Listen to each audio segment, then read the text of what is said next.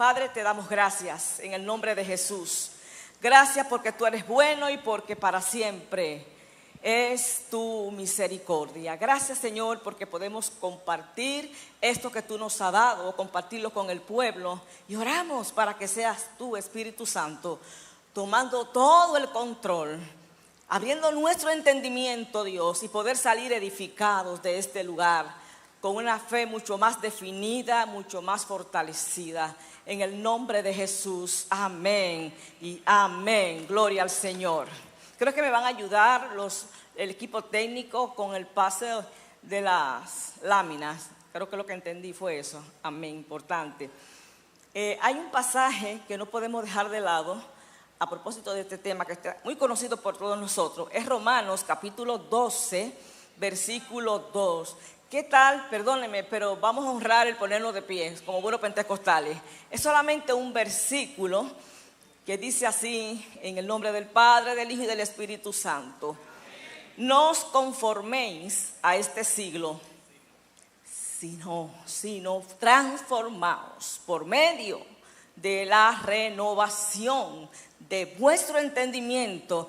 Y oiga esto, para que comprobéis, para que sepáis cuál es la buena voluntad de Dios, agradable y perfecta. El Señor sigue añadiendo bendición a su palabra. Pueden tomar asientos, gloria a Dios. Bendito el nombre de Jesús. La cremación, un final deshonroso para el cuerpo humano, y estaremos viéndola desde una cosmovisión judeo-cristiana, pero desde la perspectiva pentecostal. ¿Por qué de la perspectiva pentecostal? En mi caso, yo nací, crecí en un hogar pentecostal. Y no diré mucho, pero de una forma breve puedo decir que nuestra teología, que muchas veces ha sido criticada por ser quizá demasiado práctica, pero sí tenemos volúmenes escritos, gloria al Señor. Y es parte de lo que estamos haciendo en este tipo de, no me gusta decir evento, pero en este tipo de reunión. Pero sí algo podemos decir, y sé que ustedes me darán la razón. El hombre y la mujer pentecostal son gente sencilla, ¿sí o no? Gente sencilla y con esa teología, como le dije, primeramente muy práctica y que luego ha ido siendo sistematizada sin perder su esencia. Siempre ha tomado muy en cuenta, se ha aferrado, le ha dado mucha importancia a lo que dice Dios en su palabra. Y aún no lo entiende a cabalidad, como hablaba el superintendente de las asambleas de Dios. Nosotros, por esos dones que el Señor nos ha entregado, por el discernimiento de espíritu por un lado, pero también por ese don de ciencia, nos podemos dar cuenta cuando algo procede o no procede de Dios. Y por eso conocemos la típica expresión, eso no es de Dios, eso no viene de Dios. Entonces me ha venido preocupando este tema y debo decirle que hace unos 6 años, este fue mi trabajo de tesis en la Universidad Southeastern Baptist Theological Seminary. Y yo batallé mucho dentro de mí. Yo decía, ¿cómo yo voy a presentar un tema así? Estos bautistas van a decir, esta pentecostal siempre, tiene que ser pentecostal. Pero déjenme decirles que después de orar y orar me atreví y lo presenté.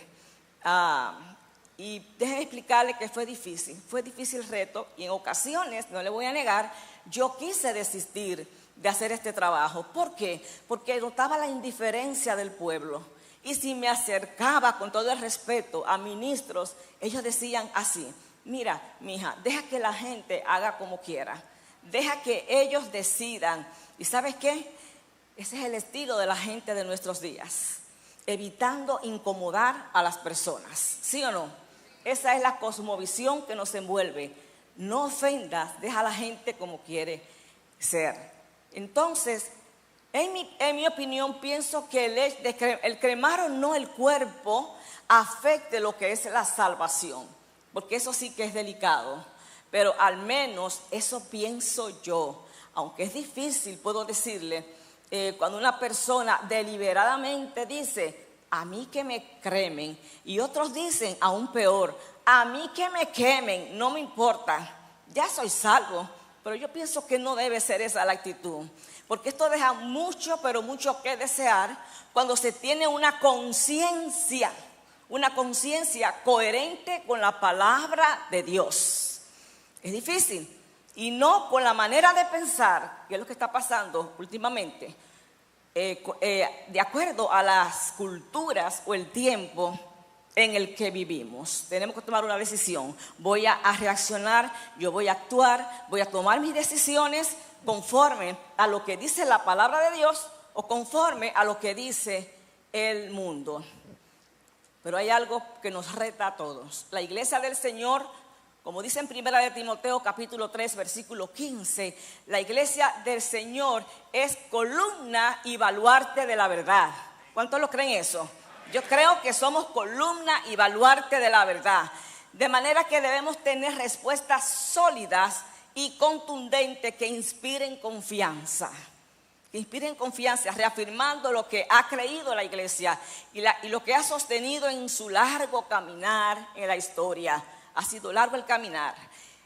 En otras palabras, la iglesia de Cristo no puede ser ambigua. No puede ser ambigua de ninguna manera.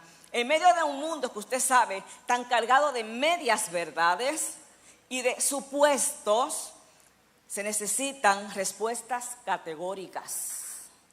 ¿Sí o no? Si la iglesia deja de enseñar, entonces no nos quejemos, porque el mundo, la sociedad, lo va a hacer por nosotros. No sé si alguien entendió esto. Si la iglesia del Señor deja de enseñar, el mundo entonces lo va a hacer por nosotros. Entrando más en materia, debo decir de entrada, la Biblia nunca estimula la cremación. Si usted estudia la palabra de Dios, estará de acuerdo conmigo. La Biblia nunca estimula la cremación. La Biblia no dice de manera directa si cremar o no los cuerpos humanos al morir es pecado o no es pecado, pero sí, da como un hecho lo que es el enterramiento o la inhumación. Lo deja establecido indirectamente. La palabra inhumar viene de inhumar o enterrar. Y es interesante porque habla de enterrar. Es decir, que este debería ser el modelo a imitar y perpetuar. No es para discutirse, es un tema que ni siquiera debe debatirse porque debe ser la norma en la iglesia del Señor. En Génesis capítulo 3:19, el Señor le dice a Adán, después de la caída, pues polvo eres y al polvo volverás. En Eclesiastés capítulo 12 versículo 7 dice, el cuerpo vuelve a la tierra como era, y el espíritu vuelve a Dios que lo dio. Y Job, ¿qué dice Job? Job 34:15, y el hombre volvería al polvo. Señores, en el principio Dios estableció todas las cosas, incluso la manera en que nosotros debíamos funcionar. Incluyó también la manera de cómo nosotros deberíamos terminar esta vida aquí presente. Él habló muy claramente, tú eres polvo y al polvo volverás. Polvo, no ceniza. Y alguien dirá, pero es lo mismo. Quiero decirte que no es lo mismo. Cuando hablamos de ceniza, ¿qué es ceniza? Es el resultado de la combinación de una oxidación rápida. Y yo le añado más, hasta violenta. Eso es rápido. Se da rápido y es violento. Y al final, como si fuera poco, esos huesos terminar a martillazo limpio para hacerlo polvo. Seguimos. No sé, yo sé que algunos dirán, ¿qué está hablando? Vamos bien. El cuerpo humano fue hecho por Dios, dándole forma con el polvo de la tierra. Génesis 2:7. O sea, nosotros los seres humanos no somos un emplasto deformado. No somos algo rústico que Dios hizo. Fuimos, señores, formados. Hasta un niño pequeño sabe eso, formado. Y la palabra es interesante, la que se emplea allí.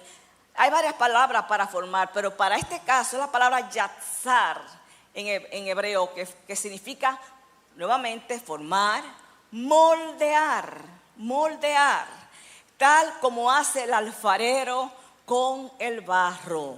Dios con sus propias manos se ensució las manos, vamos a decir, para moldearnos a nosotros. Eso nos da la idea de una obra artística, de una obra inspirada y no algo al azar. Hay un verso de Efesios capítulo 2, verso 10, que dice: porque somos hechura suya, creados en Cristo Jesús. Dirá algunos que es muy teólogo. Eso se refiere a la nueva criatura en Cristo. En parte puede ser que tengas razón, pero ¿sabía algo? Los estudiosos relacionan este versículo bíblico con lo que nos habla en el Salmo 139, cuando el salmista dijo, hablándole a Dios: yo fui entretejido dentro, en el vientre. Él habla de una forma poética, allá en lo profundo de la tierra, hablando del útero, bien que en oculto fui entretejido. Y esa palabra entretejido, junto con hechura, está dando la idea: me hiciste con hilos de colores. Aleluya. Gloria a Dios. ¿Somos cualquier cosa? No, esa palabra hechura es importante, es poema. ¿Y qué es poema? Habla de poema. Usted y yo, amados hermanos y hermanas, somos el poema de Dios. El poema de Dios. Aleluya. Somos el poema de Dios. Usted y yo como pentecostales debemos estar claros en esas cosas, porque Dios nos ha dado esa percepción que no pueden tener las demás personas, los demás religiosos. Ahora bien, decir que la Biblia no condena la cremación, desde mi punto de vista, y también no dije esto al principio, yo no vengo a imponer a nadie lo que tiene que hacer, sino vengo a compartirle a usted una inquietud que el Señor despertó en mí hace años atrás. Y yo puedo decirle que la Biblia no condena, hay gente que dice, la Biblia no condena la cremación, pero eso no es más que una manera irresponsable, una manera de rehuir, de esquivar, pero desafiar a Dios abiertamente en rebelión, para no cumplir el propósito de que usted y yo somos semilla que tenemos que terminar nuestros días siendo sembrados. Hay unos autores acá, ellos son teólogos, por supuesto, Guy Duffield y Nathaniel Van Cliff. Ellos escriben: el cuerpo pertenece a la tierra, aunque destinado a tener comunión con Dios. Pero ellos mismos también citan a su vez a Paul Brown, al doctor Paul Brown, hablando sobre la creación tan especial del hombre, específicamente acerca del código químico de los genes ADN. Yo no soy médico, pero mi profesión es abogado, pero es interesante también ver qué dice la ciencia acerca de esto. Este renombrado doctor Brown dice así: cada célula posee un código genético tan completo que el cuerpo entero podría ser reconstruido a través de la información en cualquiera de las células del cuerpo. El diseñador, refiriéndose a Dios, el diseñador del ADN desafió a la raza humana a un propósito nuevo y superior: la membresía en su propio cuerpo. No nos podemos detener ahí, eso ya se explica en el libro que va a salir. Ahora, tenemos que hablar necesariamente de resurrección al hablar de cremación. La palabra resurrección viene del latín resurgere. ¿Y por qué lo pongo acá? Porque es muy interesante, ya verás. Resurgere, resurrección, significa ser restaurado, reconstruido, volver a salir desde abajo. No sé si me van siguiendo. La Biblia habla que los santos vamos a resucitar, y dice que ese resucitar tiene que ver con reconstrucción. Señores, no hay que ser tan inteligente ni tan teólogo para decir, si vamos a ser reconstruidos, ¿qué es lo que se reconstruye? Algo que existe. No se reconstruye lo que no existe. se entierra el cuerpo y ese cuerpo va a ser como reconstruido, va a ser recuperado, va a ser recompuesto. La resurrección se producirá en el mismo cuerpo con el que vivió la persona en la tierra. La iglesia siempre creyó eso, pero en un momento dado algo sucedió y ya más adelante sabrán por qué. Nuestro código genético va a ser reclamado. Me encanta lo que dice Job 19:26. Y después de deshecha esta mi piel, la que él tenía en ese momento, no es la piel futura. Esta mi piel, en mi carne, la carne que tenía Job en ese momento. Aleluya, he de ver a Dios, he de ver a Dios, no en otro cuerpo, en mi carne. Yo voy a ver a Dios. Hay un teólogo muy interesante, William Milligan, y él hace un estudio muy profundo acerca de Primera de Corintios, capítulo 15. Y yo creo que nosotros debemos volver a repasar Primera de Corintios, capítulo 15, que habla de la resurrección. Pero específicamente en el verso 35, donde dice el apóstol Pablo, pero dirá alguno, ¿cómo resucitarán los muertos? ¿Con qué cuerpo vendrán? Y dice Milligan, lo que realmente tienes es desorganización. ¿Qué hay en la tumba de un santo o cualquier persona que no haya sido creyente? Es pura desorganización. Lo que hay es descomposición, corrupción, tal mezcla de las partículas de la semilla con las del suelo circundante que no puedes separarlas. Sin embargo, de esa desorganización, de esa descomposición, pudrición total, corrupción y mezcla de partículas, surge una nueva forma de vida y belleza. Aleluya, aleluya. Esas son las cosas de Dios que parecen como contradictorias, pero no lo son. Anoche se hablaba que aquel que pretenda entender a Dios va a pasar trabajo, hermanos. Sin duda, la semilla nunca estuvo muerta. Siempre hubo un principio de vida en ella. ¿Qué les parece esto? ¿Podemos seguir? Entonces, ¿qué podemos deducir o concluir más bien? No deducir, concluir. Que el cuerpo muerto es semilla y como tal tiene que ser sembrado, no quemado. Yo no estoy diciendo eso, lo está diciendo Pablo. El cuerpo muerto es semilla y como tal tiene que ser sembrado y no quemado. Si nos ponemos a pensar, la palabra semilla, el diccionario de la Real Academia Española la define como parte del fruto que contiene el embrión de una futura planta. Además, en sentido figurado, semilla puede referirse a algo que es causa u origen de algo. Mi cuerpo actual va a ser o es causa u origen del cuerpo de la resurrección. Bendito sea el nombre del Señor. Pero no obstante, hay que ver lo que dice la Enciclopedia Británica acerca de semilla. Es una estructura productiva en las plantas que consiste en un embrión. ¿Y qué es el embrión? Está hablando de germen, de principio y de causa. No puedo extenderme más, en el libro lo puede ver. Ahora, cuando estamos hablando de la Biblia y comenzamos por los patriarcas, la palabra patriarca es patriarque o patriarqué, que significa la gente que estatuye, que pone forma, principio, fundamento de cómo va a funcionar esa sociedad. Tenemos el caso de Abraham. La Biblia habla que Abraham se enterró a Sara, compró una propiedad para esto, se esmeró en hacerlo. Pero también Isaac hizo lo mismo con Rebeca y también Jacob, por supuesto. ¿Y qué pasa con José? ¿Qué pide José? Que aunque él murió en Egipto, Él no dijo, queme mi cuerpo, porque imagínense de aquí a allá si será que ustedes regresarán. Yo les encomiendo a ustedes que tomen mi cuerpo y me lo preserven, me lo cuiden y me lo guarden para que me le den sepultura cuando se cumpla la promesa de llegar a la tierra de Canaán. Gloria a Dios.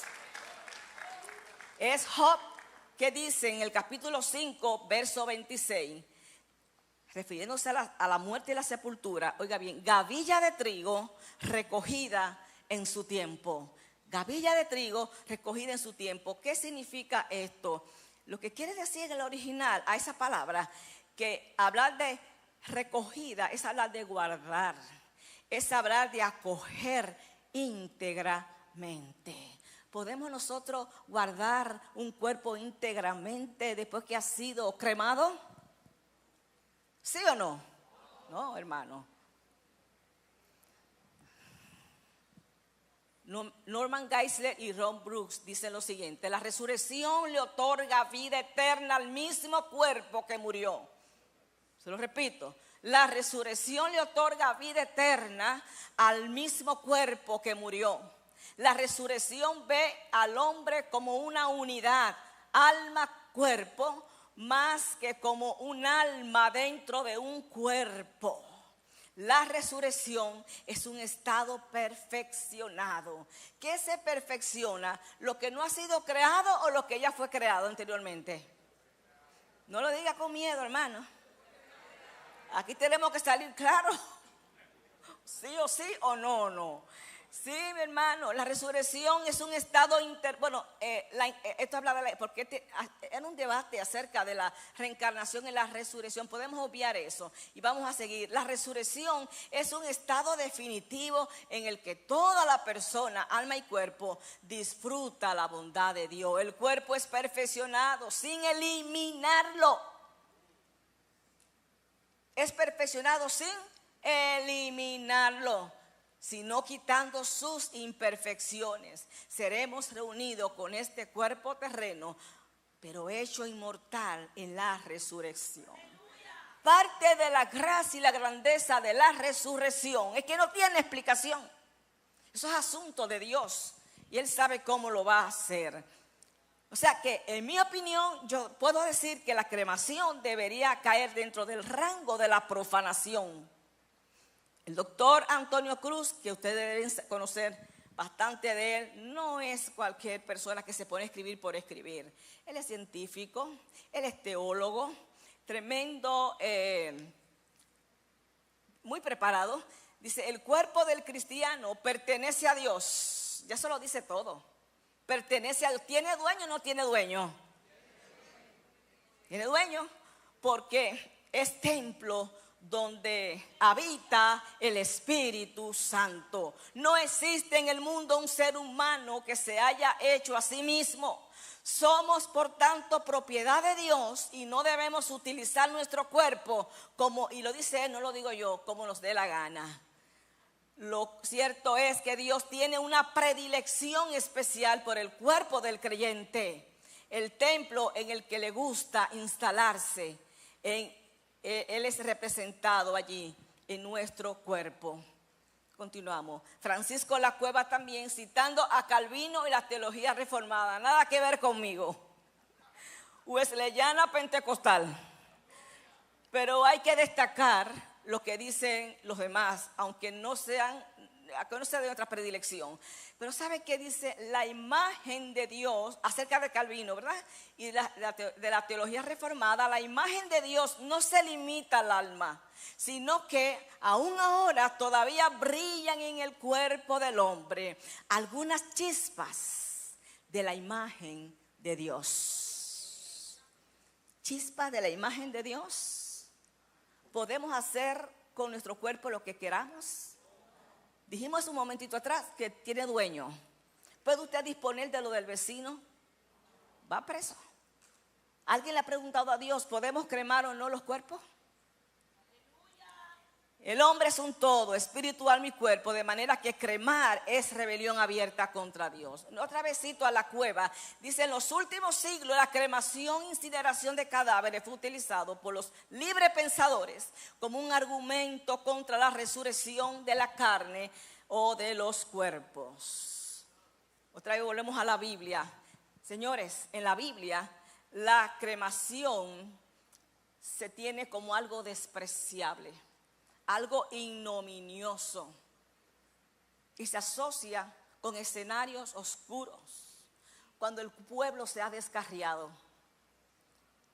Cada vez que Israel se descarriaba, recurría a esto. ¿En qué manera? El Salmo 106, versículo 35 y 38, solamente tomo esta partecita. ¿Qué hacía el pueblo? Sacrificaron sus hijos y sus hijas, ¿a quién? A los demonios. ¿Y cómo era ese sacrificio? Bueno, no se ponen de acuerdo los comentaristas. Dice que al niño, al pequeñito, la pequeñita la mataban, y luego allí el ídolo Moloch de bronce lo calentaban de tal manera que los brazos de Moloch se ponían en rojo total.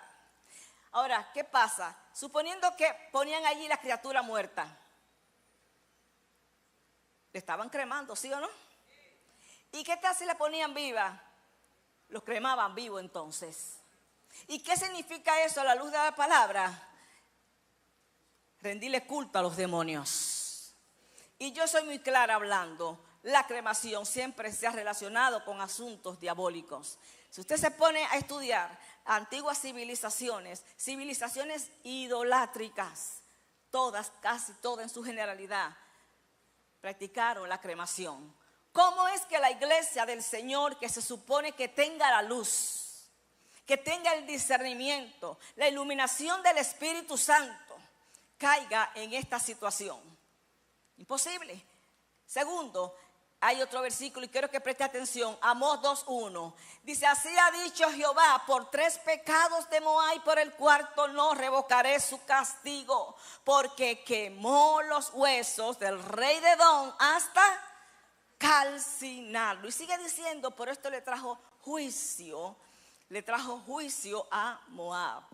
Y qué interesante, porque ¿a quién se lo está diciendo él? Se lo está diciendo a alguien que ni siquiera tenía en ese momento el título de profeta oficialmente. Era un boyero, era un campesino, no tenía tanta escuela como muchos, no era tan sofisticado. Oh, pero qué lindo cuando el hombre y la mujer están conectados con el Espíritu de Dios, que aunque no tenga tanta teología, aunque no tenga tanto conocimiento, va a tener la sensibilidad, va a tener la percepción cuando Dios le dice: eso no está bien. ¿Sabe qué hizo Dios? Él mismo se encargó de hacerle juicio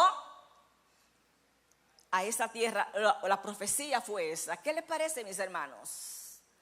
Yo sé que a veces no se entiende porque nos hemos envuelto en esto. Y leí una estadística en estos días referente a este país, porque prácticamente este país, República Dominicana, está casi virgen en eso. Pero una funeraria, me reservo el nombre, muy conocida en esta nación, ¿sabe qué dicen ellos? Que ha aumentado tanto la tasa de cremaciones. Qué duro eso, ¿verdad? Cuarto, otro caso de la Biblia. El rey Josías, después que se encontró con el libro de la ley. Cuando nos olvidamos del libro, de la palabra de Dios, y comenzamos a elucubrar y a hacer cosas, ¿cómo nos alejamos del sentir de Dios? Dice que ejecutó juicio contra los sacerdotes idólatras. ¿Y cómo lo hizo? Buscando los huesos de todos ellos y quemándolo. Juicio. El juicio de Judá y Samaria. Cuando se habla de que había un familiar incinerador, estudiosos dicen: no puede ser, porque era detestable la cremación en ese tiempo. Pero ¿sabe por qué había incinerador? Porque Judá y Samaria se habían descarriado de los caminos del Señor. Entonces, cuando nos vamos de los caminos del Señor, nos alejamos, entonces hay problema, gloria a Dios. También está la sentencia a la hija fornicaria del sacerdote. Nadab y Abiú, interesante. Nadab y Abiú formaron parte de la comitiva que subió al Sinaí con Moisés y Aarón. Conocían el carácter de lo sagrado y de lo santo. ¿Y qué pasó? Se metieron en rojo con Dios.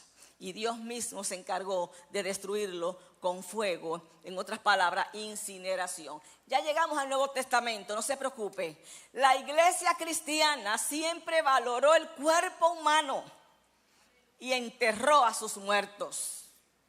Autores coinciden que a la iglesia primitiva le preocupaba la incineración. Eso, le preocupaba la incineración porque les recordaba sus antiguas costumbres paganas.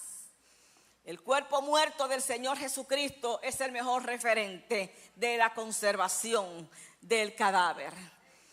Ese debe ser el mayor referente, nuestro Señor Jesucristo. Denle ese aplauso a Él.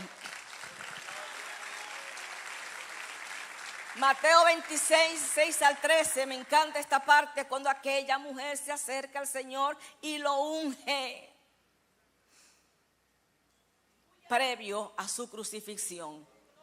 Algunos estudiosos dicen que es probable que el Señor camino a la cruz todavía destilara ese olor de ese ungüento que fue derramado sobre él. Ahora, ¿por qué estoy hablando del ungüento? La importancia del ungüento es porque el mismo Señor lo aceptó y dijo, me está ungiendo mi cuerpo. Lo está ungiendo previamente, aleluya. No le dijo, oh, vete. No la despreció, sí, déjenla que lo haga. Porque ella sabe lo que está siendo dirigida por el Espíritu de Dios. Está ungiendo mi cuerpo que va rumbo a la muerte.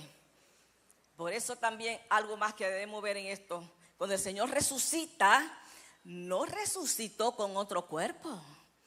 Mostró sus manos, mostró sus heridas, mostró su costado y allí estaban.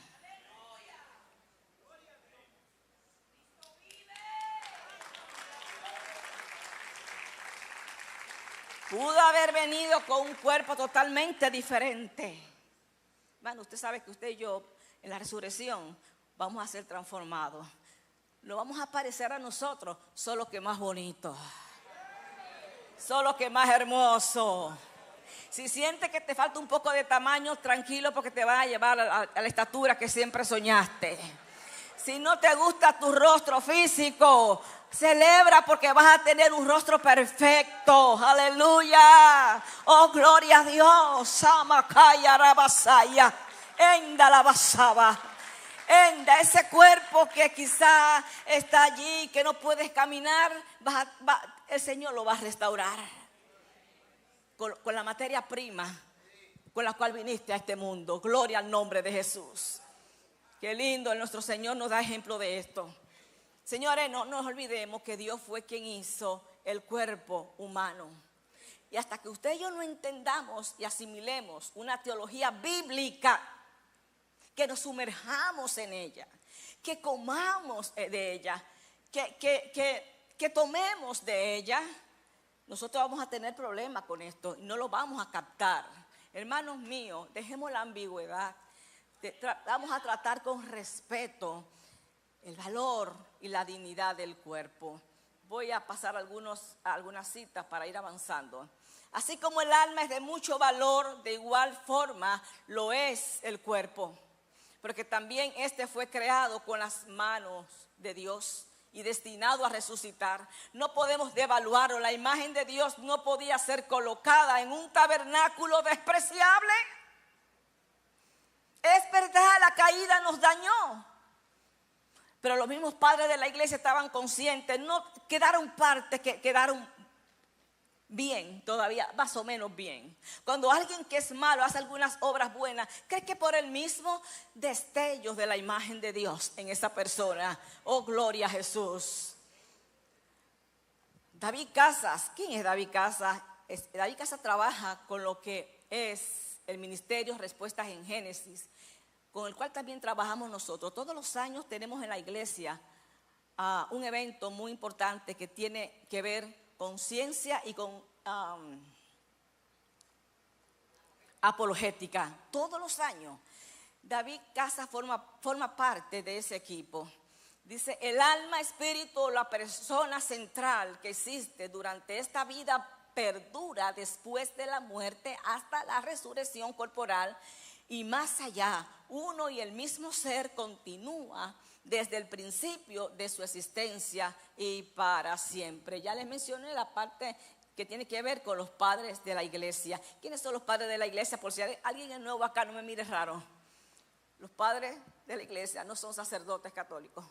Fueron los que sucedieron a los apóstoles del Señor. ¿Se entiende eso? La belleza del cuerpo humano manifiesta que hubo un diseño especial, cuidadoso, no fortuito. El salmista David dijo: tú me hiciste. Además de que fue entretejido por él en el vientre de su madre. Lo que quiere decir que artísticamente fue creado por el Señor. Eso está en el Salmo 139, estúdielo después tranquilo en su casa. El ser humano y no los animales en su totalidad, lo cual incluye su cuerpo, fue hecho un poco menor que los ángeles. Salmos 8:5. Fuimos creados con habilidades únicas que no tienen los animales. El cristiano genuino debería valorar el cuerpo aún después de muerto para la gloria de Dios. Se cuenta de Charles O'Callaghan Spurgeon, aquel pastor famoso, del cual ustedes yo sé que saben. Una vez iban camino al cementerio y el cochero que llevaba el féretro iba de una forma estrepitosa.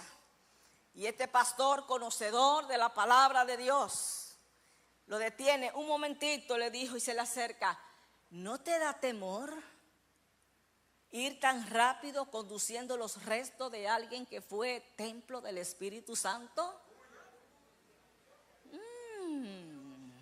Y estoy hablando de Spurgeon.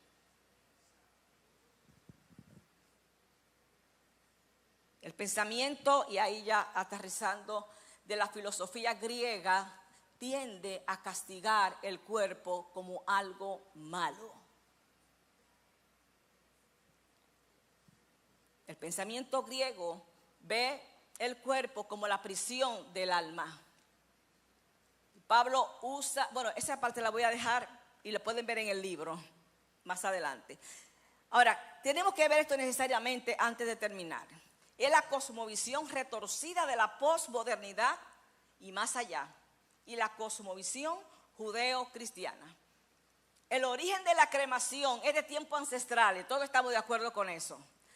Ahora bien, luego de haber cesado, ¿y sabe por qué cesó la cremación?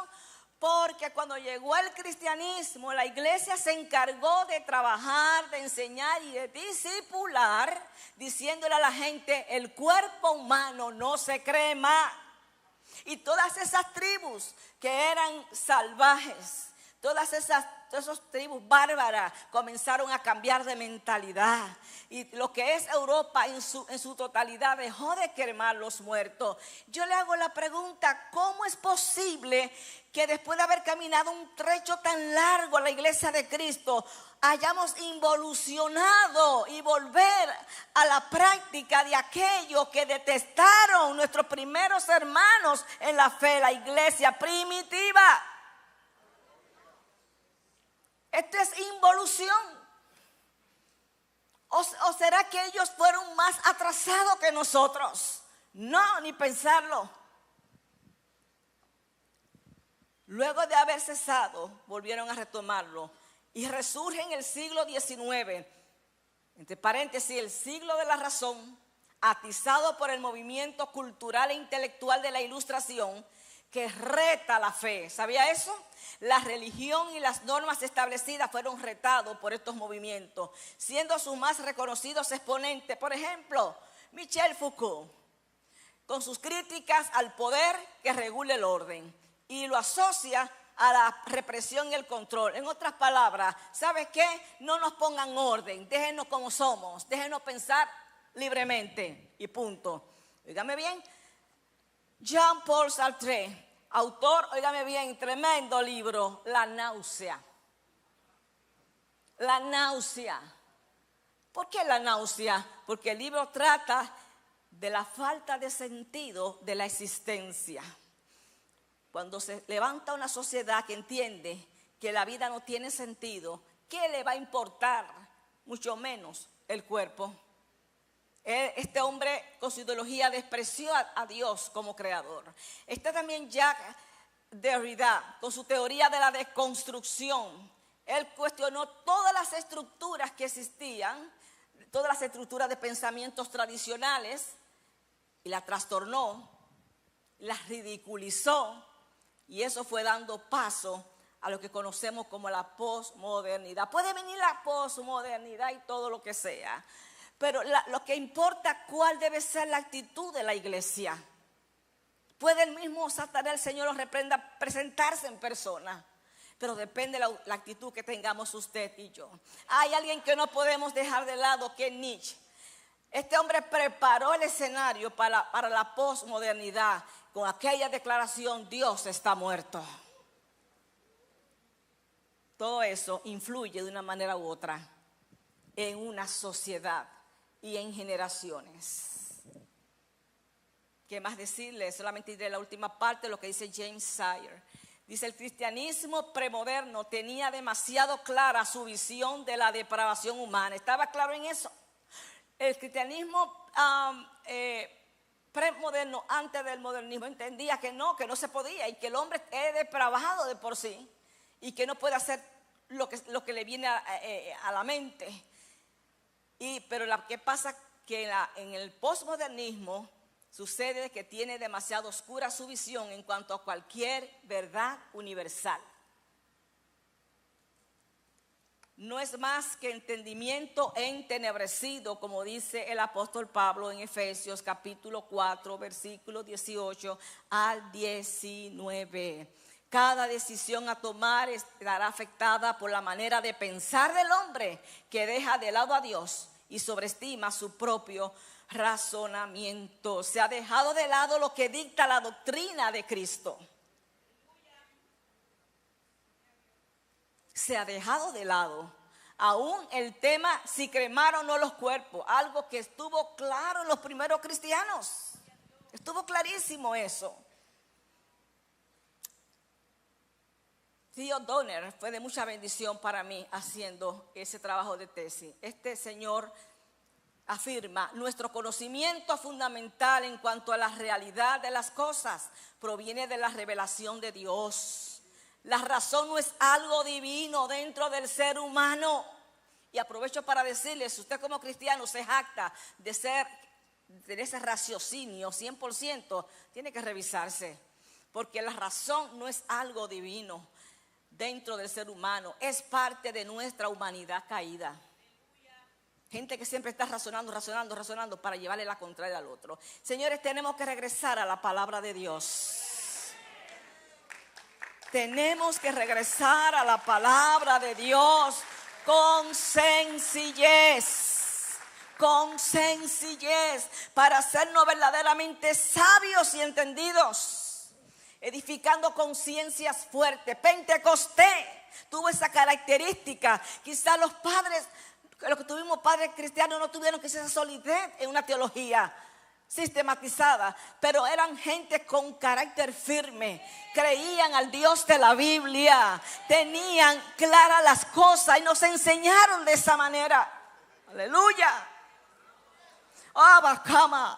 Ellos edificaron conciencias fuertes, capaces de comprobar lo que Dios quiere.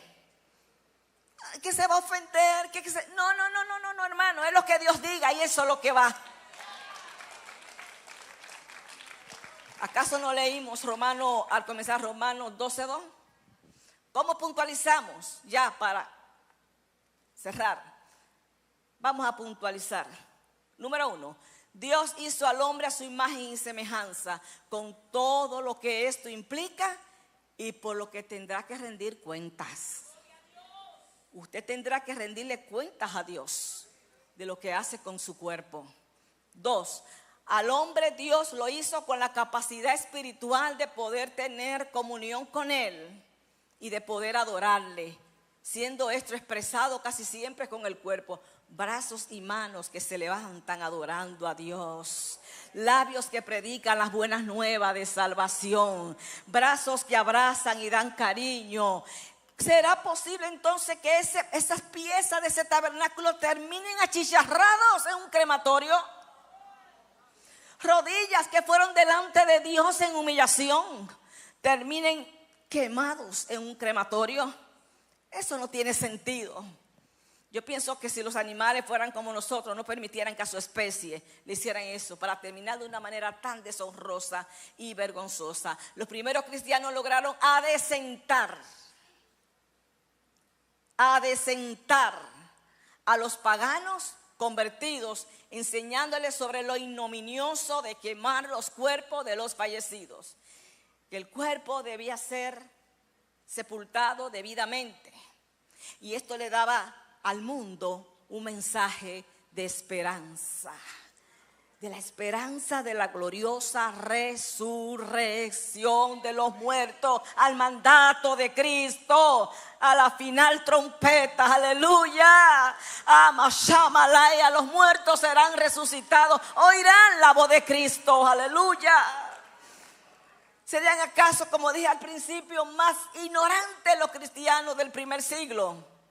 Hermano, desde luego que no. Después de un largo recorrido practicando la inhumación o entierro, el hombre engreído en su vana sabiduría decidió volver atrás, volviendo a la barbarie de incinerar a los muertos. Cuarto, ¿podrá acaso la cultura irreverente trazar pautas a la iglesia del Señor? ¿Lo oyeron bien? ¿Podrá acaso la cultura irreverente, rebelde, trazarnos pautas? Jamás. Nosotros sí tenemos que trazarle pautas a ellos.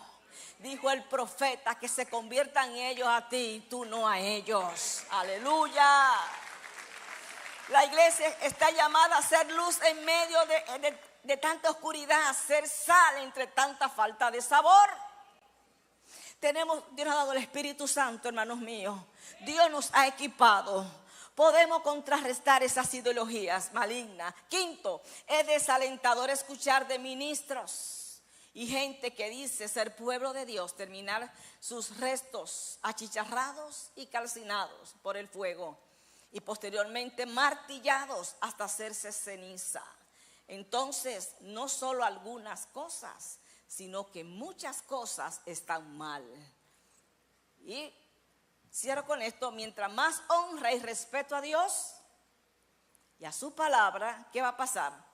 Más nos valoraremos como la creación especial de Dios, viviendo y terminando esta vida terrenal para la gloria de Dios.